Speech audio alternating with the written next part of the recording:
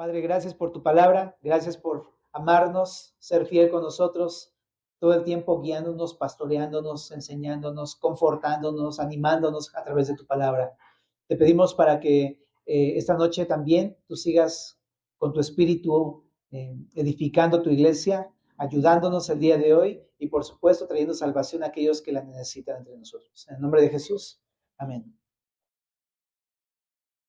Bien, pues el libro de Zacarías es un libro que habla acerca del reino de Dios, de eso habla Zacarías, y las primeras 8 visiones que vemos en la primera sección del libro de Zacarías hablan de la llegada del rey, de la instauración del reino de Dios.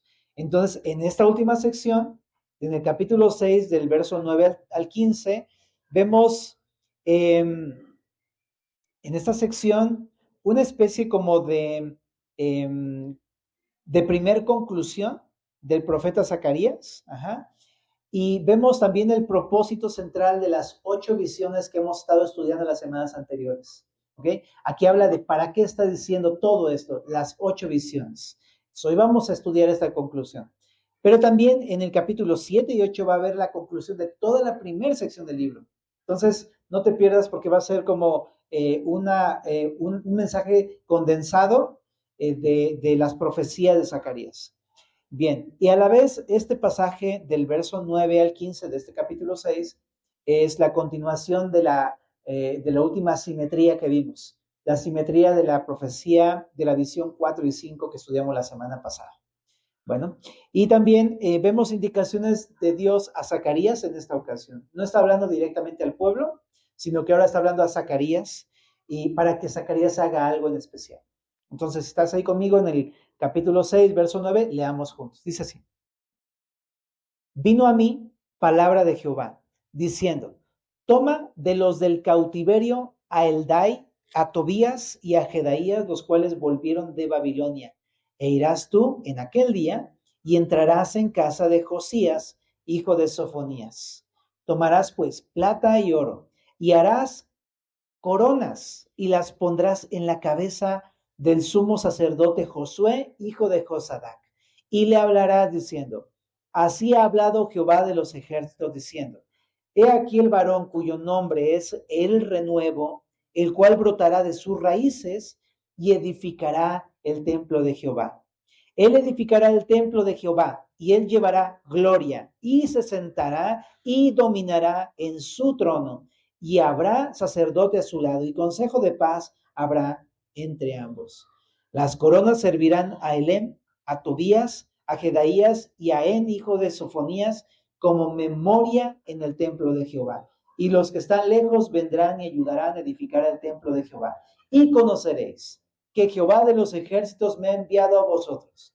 Y eso sucederá si oyereis obedientes la voz de Jehová vuestro Dios.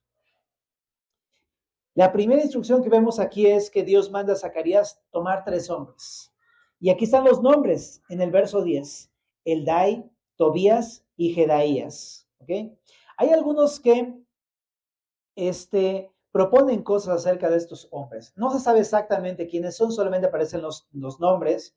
¿Ah? Hay algunos que piensan que más bien tiene que ver con los significados de estos nombres, porque Eldad significa mundanidad o mundano.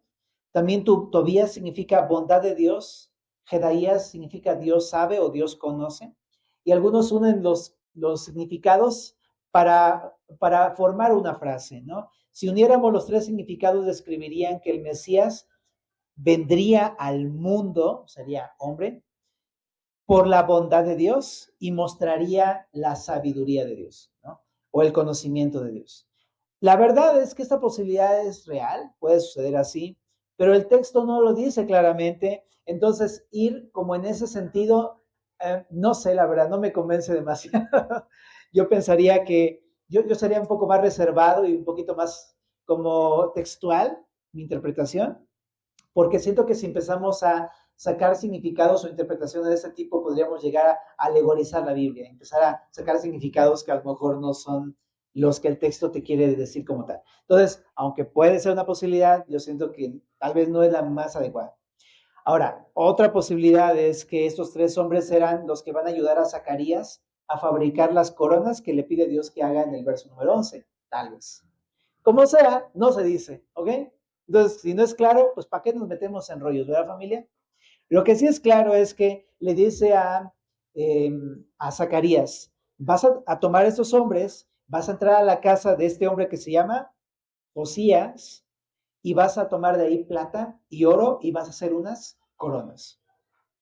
Entonces, este Josías no es el rey Josías, ¿ok? Porque hay un Josías en la historia bíblica, en Segundo de Reyes, capítulo número 21, ¿verdad? Que es uno de los reyes más importantes porque fueron los últimos reyes de Judá y Josías fue especialmente importante porque le hizo una gran reforma, ¿ok? Pero este Josías de Reyes, de Segundo de Reyes 21, es hijo de Manasés. Este que está diciendo aquí no es hijo de Manasés, este es hijo de Sofonías. Entonces, no es el mismo Josías. ¿Okay? Y es poco probable que fuera hijo de Sofonías el profeta, porque aquí este Sofonías tenía plata y oro, ¿verdad? Y Sofonías, cuando estudiamos el libro de Sofonías, ¿qué reprendía Sofonías? Pues el corazón avaro del pueblo de Judá, ¿verdad? Entonces sería interesante, no sería a lo mejor muy probable que fuera este profeta reprendiendo, ¿no?, a las personas que son avaras y que abusan del pueblo, teniendo él plata y oro en su casa. Entonces no estoy tan convencido de que sea tampoco Sofonías el profeta, ¿verdad? Bueno, pero entonces, otra probable interpretación simplemente es que esta plata y oro eran parte de la provisión que el rey Ciro dio a los ancianos judíos para la reconstrucción del templo en Esdras 5. Esto es probable porque cuando estudiamos Esdras, o a lo mejor un día estudiaremos aquí en Xochimilco Esdras, pero resulta que cuando despierta Dios el espíritu de Ciro, Ciro manda a Sesbazar, que también es llamado Zorobabel, le manda a reconstruir el templo de Jehová. ¿Sí? Y ahí es donde le da a él todos los utensilios de oro y plata del templo. ¿Ajá? Pero también, ahí en el mismo capítulo 5, más adelante, habla de cómo le da toda la provisión y los gastos necesarios para la reconstrucción del templo. Probablemente se refiere a eso, ¿no? De que esta plata y oro era la provisión de Ciro el persa. También probablemente. Puras probabilidades el día de hoy. Estamos tratando de entender el texto, ¿no? Como sea, tenía que ir este profeta Zacarías. Ahora sí que Zacarías la plata y el oro de la casa de Josías. Pero el punto aquí que le está mandando a hacer es hacer unas coronas. ¿Ajá?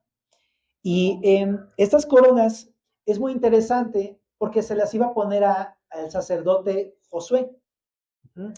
Pero no le mandó a hacer mitras porque lo que normalmente llevaba el sacerdote eran mitras. Una mitra, ¿sí sabe lo que es una mitra, no? Sí, claro que todos sabemos. No, no es cierto. Nadie sabe que es una mitra. Una mitra era un como turbante que usaba el sumo sacerdote, que era pues como un sombrerito, ajá, y llevaba un letrero enfrente que decía Santidad a Jehová. Ajá. Era la mitra del sumo sacerdote. Pero no le está diciendo haz una mitra, le está diciendo haz coronas. Y obviamente iba a llevar oro y plata. Entonces, ¿qué tiene que ver una corona con un turbante? Lo que le está mandando a hacer es una corona de un rey y ponérsela a un sumo sacerdote. Ahora, esto es algo interesante porque el sumo sacerdote en todo el Antiguo Testamento nunca vas a ver a un sumo sacerdote que cargue una corona de rey. Jamás. No pasaba eso. El oficio de sumo sacerdote era un oficio que se encomendaba solamente a los hijos descendientes de Aarón y tenían que ser levitas, ¿verdad? Y se dedicaban exclusivamente al oficio de sumo sacerdocio en el templo, no otro oficio. Eran santos a Jehová, eran consagrados a Dios. Entonces, si alguien era sumo sacerdote, cuidado y se metía a tratar de ser rey o de ser cualquier otro oficio porque o sea, eran sagrados a Dios, era un pecado muy grave salirse de ese oficio. Pero por otro lado, también vemos en el Antiguo Testamento que a ningún rey se le permitía también tomar otro oficio de sumo sacerdote. Los reyes, Dios permitió la monarquía con todo este asunto de que se rebeló el pueblo de Israel y ya no querían que Dios gobernara sobre ellos y le pidieron un rey como de las demás naciones, al final Dios permite esto en Samuel 8 y levanta a Saúl, pero después viene David y vienen todos los reyes, ¿no? Dios permitió esto al final, aunque no era como la voluntad, digamos, de Dios. Su voluntad era él reinar sobre su pueblo como rey soberano. Al final permite la monarquía, pero algo que no permitía es que ese rey ocupara el oficio de sacerdocio en el pueblo. Eso es algo que no permitía. ¿Mm? Y un ejemplo de esto era que una vez un rey se atrevió a hacer algo así y cayó muerto. Bueno, no, bueno, sí se murió al final.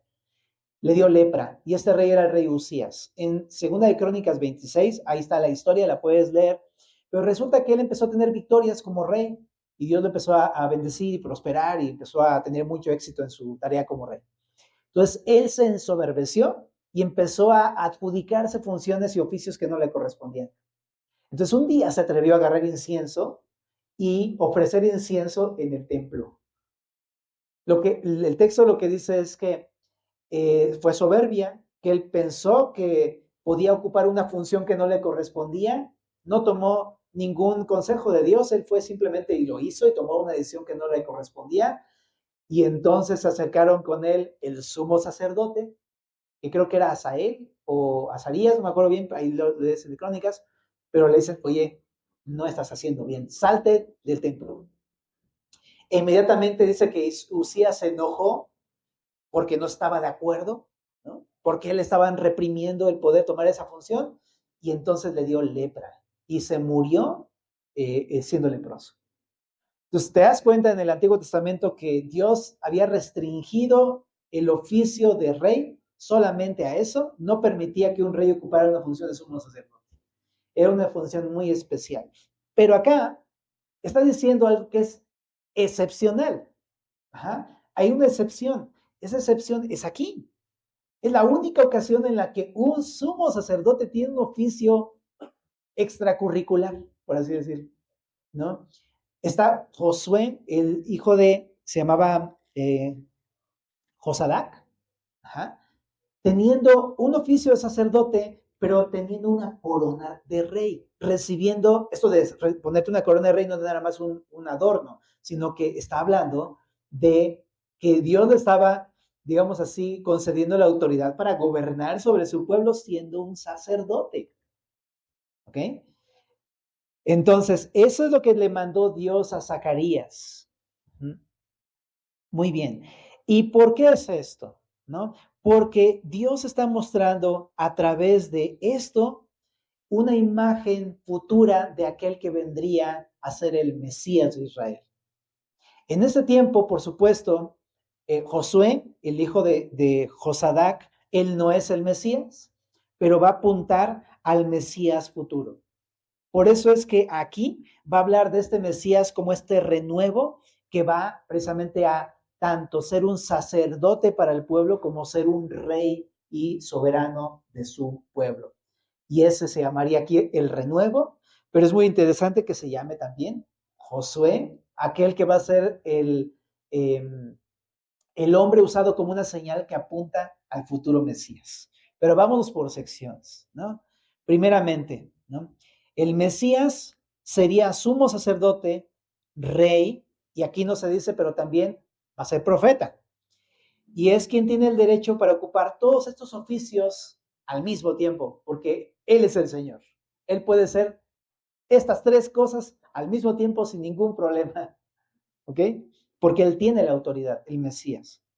Y los mismos judíos el día de hoy incluso ven estos versículos del 11 y 12 como mesiánicos. Pero entonces, apuntaba al Mesías judío primeramente como sumo sacerdote del pueblo de Judá. El sumo sacerdote, ¿qué era un sumo sacerdote? Un sumo sacerdote era un intercesor o mediador entre Dios y el pueblo de Israel. Él tenía que ser levita, te decía, tenía que ser descendiente de Aarón, tenía que ser consagrado para llevar a cabo su función, es decir, hacían todo un rito que vimos en Levítico para limpiarlo y santificarlo y que solamente se dedicara a eso. Y su tarea principal, entre muchas otras que hacía, no solamente sabía hacer carnitas, porque hacía sacrificios todos los días, pero su función más importante era la de expiar los pecados del pueblo una vez al año a través de un sacrificio, del derramamiento de sangre en el propiciatorio, el cual era el arca que estaba dentro del lugar santísimo. Lo que hacía era matar un animal que representaba al pueblo de Israel, ¿no? Y ponía su mano sobre ese animal y de alguna manera simbólica se le transferían los pecados al animal, los pecados del pueblo a ese animal, y ese animal moría, lo partían en pedacitos, lo ponían todo en el altar del holocausto, lo quemaban por completo, el holocausto del todo quemada, ¿no? La ofrenda del todo quemada, y la sangre se derramaba en la tapa del arca, el propiciatorio. Eso era lo que hacía una vez al año y era el sacrificio más importante. Si no había derramamiento de sangre, no había perdón de pecados para el pueblo de Israel. Entonces, si no había perdón de pecados, significaba que venía una disciplina y un juicio. Entonces, era sumamente importante para que ellos pudieran seguir acercándose al Señor y pudieran ellos tener misericordia del Señor. Esa era la función principal del sumo sacerdote en ese momento. ¿Okay? Ahora, todo sumo sacerdote del Antiguo Testamento, ellos solamente eran representantes temporales entre el pueblo que apuntaban la llegada de el Mesías futuro, que sería no un sumo sacerdote, sino el gran sumo sacerdote. ¿Ah? En un futuro vendría este gran sumo sacerdote que iba a ser el que expiaría los pecados del pueblo para siempre, el que perdonaría para siempre a su pueblo, que entraría una sola vez a ofrecer un sacrificio y no sería solamente el de un animal, sería él mismo siendo el sacrificio. ¿Okay? Entonces, ese es Jesucristo, el mediador, ¿verdad? El Mesías, el sumo sacerdote. Ahora, la diferencia entre Jesús y un sumo sacerdote convencional era muy grande. Para empezar, porque Él es el Mesías. Pero también el sacrificio de Jesús es eterno. El mediador es para siempre, ¿verdad? El sacrificio es justo y sin pecado, ¿verdad? No es de un animal, es del mismo Señor, hecho carne. Y también va a ser un mediador, no solamente entre Dios y el pueblo de Israel, sino entre Dios y los hombres, entre Dios y todas las naciones. Es mucho más grande el sacrificio de este Mesías que vendría. Entonces, quiero leerte algunos pasajes que hablan de Jesús como el sumo sacerdote de Dios. Vamos allá, primeramente, primera de Timoteo, capítulo número 2, verso número 5. Primera de Timoteo 2:5.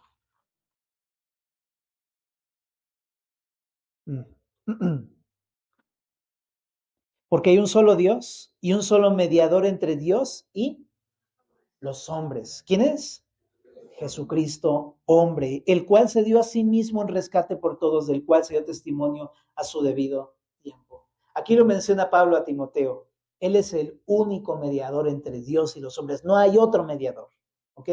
Los demás sacerdotes eran solamente señales que apuntaban a este mediador, pero realmente Jesús es el mediador entre Dios y los hombres. No solamente judíos, también las naciones. Qué increíble que Dios abrió esta oportunidad hacia todas las naciones. Y ahí dice bien claro, Jesucristo, hombre. Es decir, no es que Jesús sea solamente un hombre, no está diciendo eso. Está diciendo que Jesús es el Señor, pero encarnó. Habla de su encarnación. Y en su calidad humana, 100% Dios y 100% hombre, fue a la cruz. Bueno, Él se dio a sí mismo en rescate por todos, dice aquí. ¿Okay? Entonces, sí es importante decir, Jesús es ese sumo sacerdote. Ahora, vamos a Hebreos. Me encanta Hebreos, ahora que lo estuve repasando un poquito, porque mucho habla de Jesús como el gran sumo sacerdote. Y vamos a leer varios versículos y vamos a extraer de ahí algunas cosas importantes. Fíjate, en Hebreos 5:5 dice, Hebreos 5:5 dice, así tampoco Cristo se glorificó a sí mismo, haciéndose sumo sacerdote. Lo que está diciendo el autor de Hebreos es que él mismo no se proclamó sumo sacerdote. Él mismo no se proclamó el cumplimiento de este sumo sacerdote, el renuevo que hablaba Zacarías. Dice aquí, sino el que le dijo, tú eres mi hijo, yo te he engendrado hoy. Como también dice en otro lugar, tú eres sacerdote para siempre según el orden de Melquisedec. Y Cristo en los días de su carne, ofreciendo ruegos y súplicas con gran clamor y lágrimas al que le podría librar de la muerte, fue oído a causa de su temor reverente. Y aunque era hijo, por lo que padeció, aprendió la obediencia y habiendo sido perfeccionado, vino a ser autor de eterna salvación para todos los que le obedecen. Y fue declarado ¿por quién? Por Dios, sumo sacerdote según el orden de Melquisedec. Lo que está mostrando es que él no se levantó a sí mismo como sumo sacerdote, sino que Dios lo declaró a él como sumo sacerdote. Ya lo era, pero Dios hizo evidente que lo era. Ajá. Entonces, porque Jesús es eterno, entonces él siempre ha sido un mediador, ¿ok? Pero Dios le declaró delante de todos que él era el Mesías. Él reveló que él era al que apuntaba Zacarías en el capítulo número 6. En Hebreos 6, 16, allá a la vuelta, dice también, porque los hombres ciertamente juran por uno mayor que ellos, y para ellos el fin de toda controversia es el juramento para confirmación. Por lo cual, queriendo Dios mostrar más abundantemente a los herederos de la promesa la inmutabilidad de su consejo, interpuso juramento, para que por dos cosas inmutables, en las cuales es imposible que Dios mienta, tengamos un fortísimo consuelo, los que hemos acudido para asirnos de la esperanza puesta delante de nosotros, la cual tenemos como segura y firme ancla del alma y que penetra hasta dentro del velo, donde Jesús entró por nosotros como precursor, hecho sumo sacerdote para siempre según el orden de Melquisedec. Aquí algo que enfatiza es que este mediador es un mediador eterno. No es un mediador como el sumo sacerdote del Antiguo Testamento, porque moría. E incluso si no estaba puro, entraba, pero ya no salía. Nada más sonaban unas campanitas así como, ¡cling! Significa que ya, ahora sí que ya estiró la pata. Y era temporal. Y moría el sumo sacerdote y tenían que elegir a otro y así. Pero Jesús no.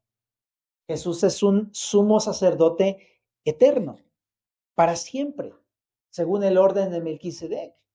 Uh-huh. Entonces, desde que Él expió nuestros pecados en la cruz, Él intercede por nosotros para siempre. Es increíble. Ahora, también acá, dice que este mediador, como es un mediador seguro, inmutable, que no cambia, que no se arrepiente, no es que cada vez que pecas es como, ya pecó, ya estuvo, ¿no? No, hazle como puedas, ¿no? No, no es así Jesús. Es un mediador inmutable. Es un mediador que no cambia. Él hace cosas que él no se arrepiente, ¿no? Para que nosotros tengamos una esperanza segura. Entonces, desde el momento en el que creíste en Cristo, esto ya es una cosa que no va a cambiar de parecer, ¿no? A ti cuando te fallan, de repente cuando te fallan tantas veces, dices, no, ya, ¿no? Uno sí es mutable, uno sí cambia, uno se arrepiente y uno la riega muchas veces. Un día amanece de buenas y otro de malas. Un día amanece diciendo, sí, Señor, y otro, no, Señor. Así, ¿verdad? Pero Jesús no es así. Él nos dio una esperanza que no va a cambiar. Por eso le llama aquí una segura y firme ancla del alma. Es totalmente certero este mediador que tenemos, Jesús. También en Hebreos 7:17, el siguiente capítulo, dice, pues se da testimonio de él, tú eres sacerdote para siempre según el orden de Melquisedec. Queda pues abrogado el mandamiento anterior a causa de su debilidad e ineficacia. Está hablando eh, de la ley. Dice, pues nada perfeccionó la ley y de la introducción de una mejor esperanza por la cual nos acercamos a Dios. Y esto no fue hecho sin juramento, porque los otros ciertamente sin juramento fueron hechos sacerdotes, pero con el juramento del que le dijo, juró el Señor y no se arrepentirá, tú eres sacerdote para siempre, según el orden de Melquisedec. Por tanto, Jesús es hecho fiador de un mejor pacto. Y los otros sacerdotes llegaron a ser muchos, debido a que por la muerte no podían continuar, mas por cuanto permanece para siempre, tiene un sacerdocio inmutable, por lo cual puede también salvar, ¿cómo dice? Perpetuamente a los que por él se acercan a Dios, viviendo siempre para interceder por ellos. Está impresionante, yo también digo, aleluya, Señor, ¿verdad? Porque tenemos un mediador que no está arrepentido de que estés pecando y diga, ya estuvo, sino alguien que está todo el tiempo intercediendo por ti. De hecho, dice, es, tiene el poder de salvar a alguien para siempre, con su sacerdocio, y resucitó de los muertos y está vivo para seguir intercediendo por nosotros. Está impresionante. O sea, ¿qué está haciendo Jesús ahorita? Está intercediendo por ti, que te acabas de equivocar ahorita cuando ibas llegando aquí a la iglesia. Ah, es cierto. No es cierto. Pero sí, ¿no? El Señor sigue intercediendo por nosotros todo el tiempo. ¿No? Entonces, que yo creo que está orando todo el tiempo Jesús, ¿no? ¿No? Y está todo el tiempo orando por nosotros, como tal cual estaba intercediendo por Josué, el sumo sacerdote, cuando vimos la semana pasada esto, ¿te acuerdas? Que el diablo estaba acusándolo todo el tiempo, pero él decía, no, ¿sabes? Y tenemos un sacerdote inmutable, perpetuo, y que vive para interceder por nosotros. Ahora, en Hebreos 8:12, ¿no? Dice, Hebreos 8, perdón, no 12, Hebreos 8, 1 al 2, dice, ahora bien, el punto principal de lo que venimos diciendo es que tenemos tal sumo sacerdote, el cual se centró a la diestra del trono de la majestad de los cielos, ministro del santuario y de aquel verdadero tabernáculo que levantó el Señor y no el hombre. Es algo que hizo Dios, no el hombre. No, o sea, el sumo sacerdote no es una persona que el hombre eligió, es algo que Dios eligió. También en Hebreos 9, verso 11, dice, pero estando ya presente Cristo, sumo sacerdote de los bienes venideros, por el más amplio y más perfecto tabernáculo no hecho de manos, es decir, no de esta creación, y no por sangre de machos cabríos ni de becerros, sino por su propia sangre, entró una vez para siempre en el lugar santísimo, habiendo obtenido, ¿qué dice? Eterna redención. ¿Quién dijo aleluya? Ahora es tiempo, ¿no? ¿Por qué? Porque aquí lo que dice es que de este sumo, por la intercesión de ese sumo sacerdote, tú y yo recibimos los bienes venideros. O sea, toda bondad de Dios en tu vida ha sido derramada gracias a este sumo sacerdote, ¿verdad? Es impresionante. Y las que faltan, bro, ¿no? La eternidad y todo eso es por intercesión de nuestro gran sumo sacerdote. Pero dice aquí, ¿no? Es mucho más amplio y más perfecto que el tabernáculo que existía en la época de Moisés y que los sumos sacerdotes que existían en la época del Antiguo Testamento, porque él no expió un animal de becerro, no expió un buey o un macho cabrío, sino que él mismo se entregó en sacrificio por nosotros para darnos eterna redención. Entonces, esto de redención significa, en pocas palabras, perdón absoluto, significa libertad completa, significa liberación de algo, significa que ya, o sea, él pagó, pues. Por eso Jesús en la cruz decía, tetelesté, pagado por completo, listo, libre, perdonado, ya, sin culpa, no hay condenación, listo.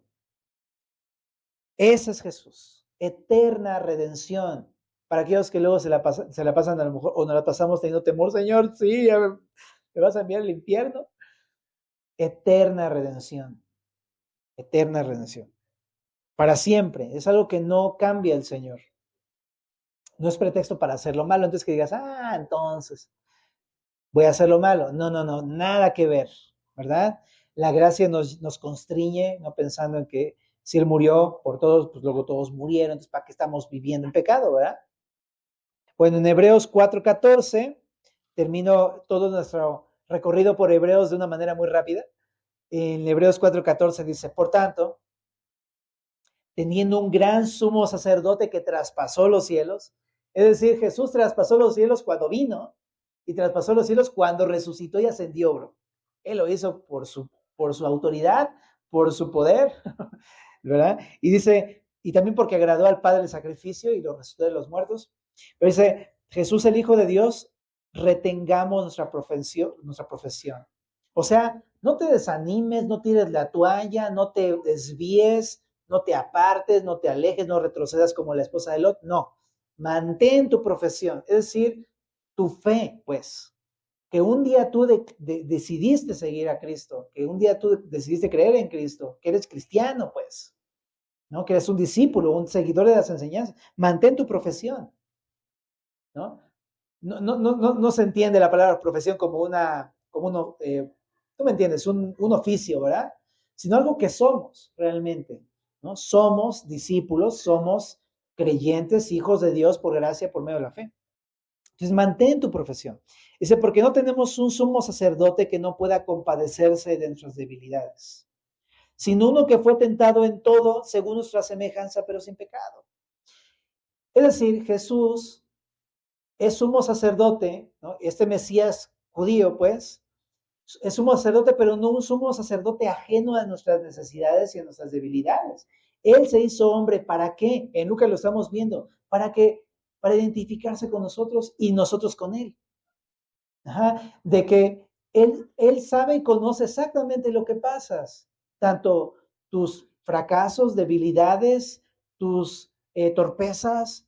Él conoce la debilidad de la carne, él conoce todo eso, él mismo fue tentado. Y no fue tentado por un hombre meramente, ni por su carne meramente, porque él no puede ser tentado por su propia carne porque no tiene pecado en él. Pero el diablo lo tentó y él no pecó, aunque fue el mismísimo diablo del huerto del Edén el que lo tentó. Yo me había pasado mucho tiempo pensando en eso, porque ¿cómo es que no pecó, no? Pues claro, pues no podía, ni tantito, ni siquiera le pasó por la mente el pecado. Jesús, él, pero sin embargo, él entiende la debilidad, porque él la vivió en su condición 100% humana. Ajá. Entonces, él entiende cuando tú pasas una debilidad, cuando tú pasas algo que no eres capaz de hacer, cuando pasas algo que es mucho más grande que tú y que no puedes hacer, cuando Dios te pide que hagas algo y dices, ¿cómo? Claro que él entiende esas debilidades. Dice, él fue tentado como nosotros, pero sin pecado. O sea, hay una gran diferencia, hay una abismal diferencia entre Jesús y nosotros. No veo yo a Jesús sudando ahí en el desierto. Uy, sí es cierto, el pan. Venció, él no podía pecar. Punto, él es Dios. Y dice, acerquémonos pues confiadamente al trono de la gracia para alcanzar misericordia y gracia para el futuro. Es decir, te puedes acercar a él confiado porque él entiende lo que pasas. Ajá. Por eso dice, no es para que te alejes, sino para que sepas que él te entiende y por lo tanto te puedes acercar. Acerquémonos, ¿verdad? Si tenemos un mediador, no es para que nos alejemos, es para que podamos acercarnos con confianza. Si tenemos a alguien que intercede, es para que nos acerquemos con confianza. Luego sucede todo lo contrario, pecamos y entonces nos decimos tan culpables y tan inútiles y tan mediocres. ¿Cómo es posible? Yo soy bien carnal y ¿cómo puedo acercarme otra vez a Dios? ¿Cómo voy a la iglesia a presentarme ahí con mi cara y no sé qué? ¿Verdad? Pero es eso. Pero tenemos un intercesor. Él ya pagó nuestros pecados, Él está vivo intercediendo por nosotros, ¿no? Si Él no nos acusa y si Él no nos declara culpables, entonces, ¿por qué no acercarse a Él? ¿Y quién hay que diga lo contrario? ¿No? No se puede. Él ya venció. Por lo tanto, ¿qué tengo que hacer si la riego, si peco y otra vez hago lo mismo y sigo regándola? Acércate. ¿Cómo? Confiadamente. Uno pensaría, pero me va a caer un rayo del cielo o algo, ¿no? Como Lutero. Me va a consumir el fuego del Espíritu, voy a caer todo chicharrado ahí, ¿no? No, ¿por qué? Porque Él ya pagó. O sea, Él ya murió, Él ya expió el pecado, Él ya murió en tu lugar. Entonces, sería como, imagínate que ya te liberaron y te dieron tu carta de liberación de la cárcel, ¿no? Y entonces de repente quieras, te lleven ahí a la cárcel y tú estás así, o más bien, o no quieras ir a visitar a alguien en la cárcel, ¿no? Porque dices, no, ¿qué tal me agarran otra vez? ¿No? Otra vez andamos. Ya no, porque hay un papel que dice ya está libre, o sea, ya está liberado este joven. Ya no tiene por qué ser retenido. Ya no tienes por qué tener temor al castigo, ya no tienes por qué sentirte mal por acercarte a Dios. Tenemos este mediador y podemos acercarnos confiadamente al trono de la gracia. Ahora, esto es una frase bellísima, ¿verdad? Porque trono de la gracia, pues el trono es alguien que reina, ¿no? Es el trono de un rey. Y tú sabes que cuando un rey dice algo, pues se hace porque es el rey, ¿no? Pero aquí me encanta que le llama el trono de la gracia, porque lo que ya él le ha dicho de antemano es gracia. Lo que va a reinar ahora es la gracia, no es el juicio, es la gracia. Entonces, impresionante. Yo puedo venir al Señor esperando la gracia del Señor. Y eso es lo que, de hecho, por ahí también Pablo dice en otras partes, dice que la gracia reine sobre vosotros. Es una realidad, ¿no?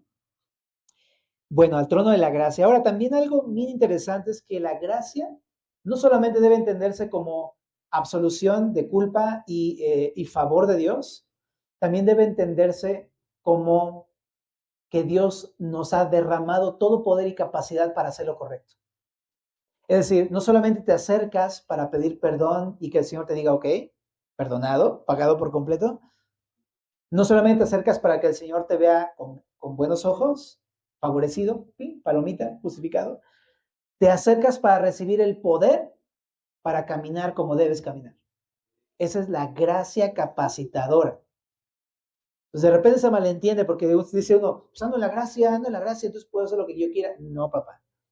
La gracia significa que te acercas para recibir poder para hacer lo correcto y caminar bien. Y esa es la gracia de Dios, ¿no? Entonces, así es, confiadamente al trono de gracia. ¿Y qué puedo esperar cuando me acerco? Poder, capacidad, ¿no? Me puedo esperar fortaleza, me puedo esperar a misericordia, pero aparte también poder, ¿no? En medio de mi debilidad.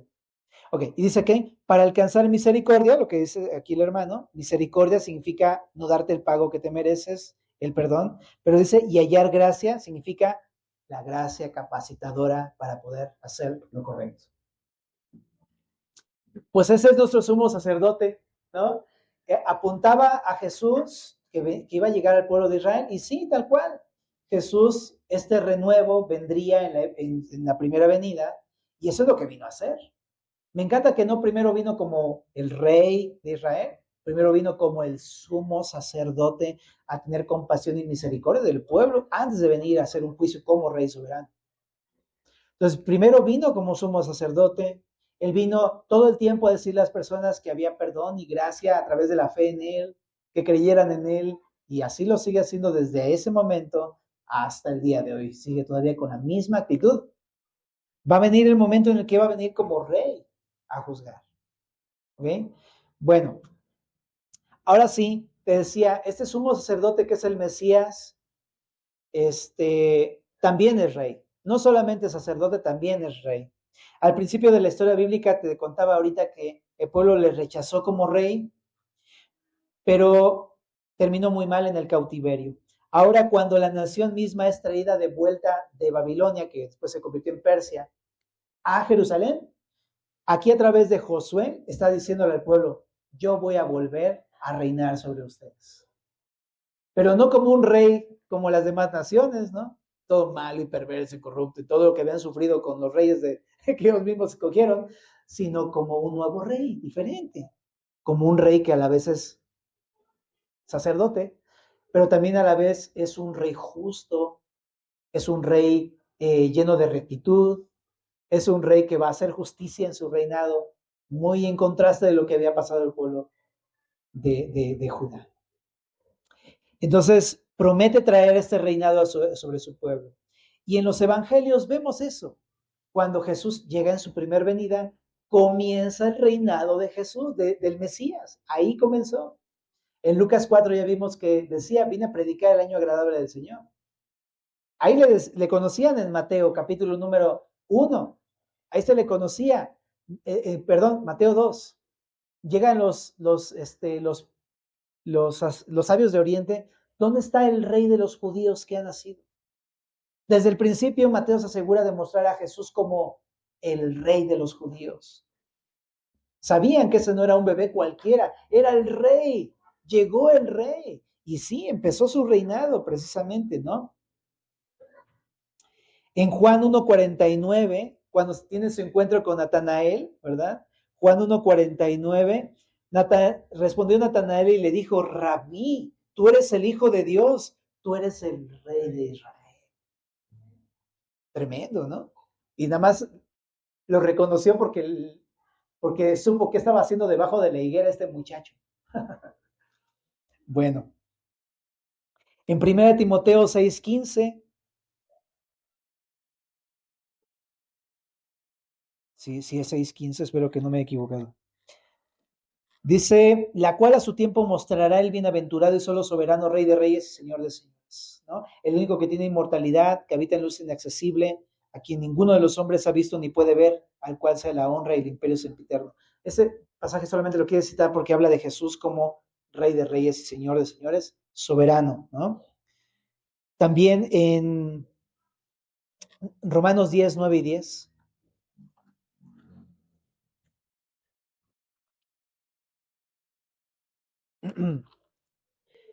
Que si confesares con tu boca que Jesús es el Señor y creyeres en tu corazón que Dios le levantó de los muertos, serás salvo, ¿no?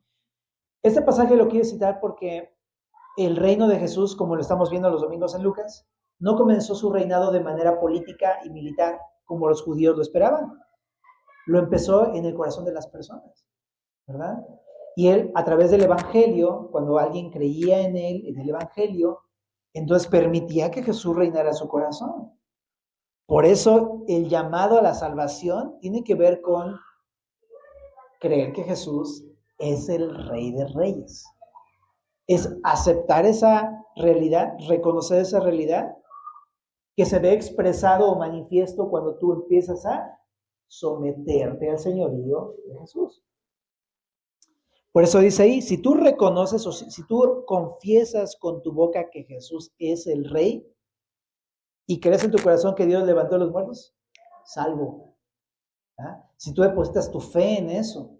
¿Ah? Pues qué importante es esto de reconocer a Jesús como rey. Y cuando vino Jesús, esa es la forma en la que entraban al reino de Cristo, por la fe en Jesús. Por eso todo el tiempo le estaba presentándose como el rey de los judíos. Mateo lo cita varias veces, ¿verdad? Entonces, esa es la forma en cómo entrar al reino del Señor Jesús. Y así empezó el reino de Cristo. Pero, como hemos visto en Zacarías y en Lucas, ya empezó, pero todavía no. O sea, todavía no es la consumación de su reino. Esto va a apuntar al futuro cuando Jesús regrese por segunda ocasión y entonces va a presentarse por completo como el rey y ahora sí va a ser, no solamente en el corazón de las personas, ahora sí va a instaurar su reino en la tierra, en Jerusalén. Y ahora sí va a venir a destruir a sus enemigos y a las naciones que se opusieron a su reinado. ¿Verdad? Entonces, pero el día de hoy ya existe el reino de Jesús y entra todo aquel que cree en él, que reconoce a Cristo como el Rey de Reyes y Señor de Señores. Decía. Bueno, entonces, qué importante entonces es, tengo un intercesor que es Jesús, pero al mismo tiempo él sigue siendo Rey. Entonces, yo creo que, ¿qué nos habla esto? ¿No? Nos habla de rendirle nuestra vida al Señor de Cristo. O sea, sí creo eso, que está hablando del Mesías. Si Él es el Rey, por lo tanto, entonces yo necesito aprender a rendir mi vida a Él. Reconocerlo como Rey de Reyes y Señor de Señores, Señores. Ya no más yo, el Rey de mi vida, ya no soy el que gobierna y toma las decisiones y hace lo que quiere. Con Cristo soy juntamente crucificado, ya no vivo yo, ya no reino yo, ya no tomo mis decisiones yo, no, mas vive Cristo en mí. Lo que ahora vivo en la carne, lo vivo en la fe del Hijo de Dios, el cual me amó y se entregó a sí mismo por mí. Se trata de vivir bajo el reinado de nuestro Señor y Salvador. Ajá. Entonces, creo que esto sí nos lleva a reflexionar qué cosas sí, o sea, si estoy realmente viviendo en el reino de Jesús, si estoy viviendo, me estoy dejando gobernar por Cristo, estoy dejando que Él guíe todos mis pasos y mis decisiones, ¿Estoy realmente yo buscándolo a Él para hacer su voluntad? ¿O estoy haciendo mi voluntad? ¿Estoy haciendo lo que yo quiero? ¿No? Tengo que preguntarme realmente esto. Porque la rendición ante el Rey de Reyes nos muestra si somos o no somos de Cristo. De ese tamaño la seriedad del asunto. ¿Eh? Bueno, Josué, el hijo de Josadac, apuntaba al Mesías futuro, pero me encanta porque la palabra Josué es la palabra en hebreo Yeshua. Tú lo has escuchado muchas veces. Que significa Dios salva o Salvador. Pero cuando se traduce al griego se traduce como Jesús. Pero es exactamente la misma palabra. Y es así como Jesús es presentado en el Evangelio de Mateo en el capítulo número 1. Mira, en el capítulo número 1, verso número 21. Cuando el ángel se le aparece a José, ¿verdad? Porque María estaba embarazada, siendo que estaba ya desposada con José.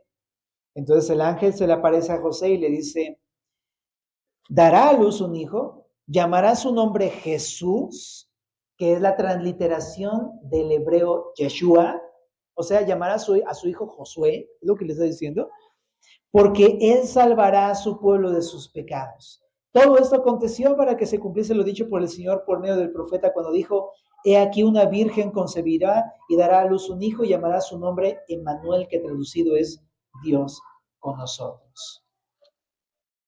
Bueno, y ahí dice que le puso por nombre Jesús.